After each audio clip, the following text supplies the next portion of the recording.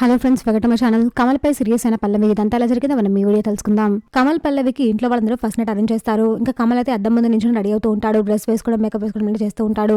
మరోవైపు పల్లవిని అవన్నీ రెడీ చేస్తూ ఉంటుంది. పూలు పెట్టడం, మేకప్ వేయడం అన్ని చేస్తూ ఉంటుంది. పల్లవికి అసలు ఈ ఫస్ట్ నైట్ ఇష్టమే ఉండదు. తను కోపంగా కూర్చొని ఉంటుంది. కానీ అవన్నీ అవే పట్టించుకోకుండా తను రెడీ చేస్తూ ఉంటుంది. ఇంకా కమల్ దగ్గరికి వాళ్ళ బామ్మ వచ్చి, అరే ఫస్ట్ నైట్ లో ఏం చేయాలో తెలుసా నీకు, ఏం మాటలో తెలుసా అని అడుగుతుంది. ఏం చేయాలి బామ్మ నాకు తెలియదు అని కమల్ అంటాడు. చూడు పల్లవి ఎంత కోపంగా ఉన్నా, నేను ఎంత చెదిరించుకున్నా కానీ నువ్వు ప్రేమగా తనకు దగ్గర అవ్వాలి, తనతో ప్రేమగా మాట్లాడాలి అని బావ చెప్తూ ఉంటుంది. ఆ సరే అని కమల్ అంటాడు.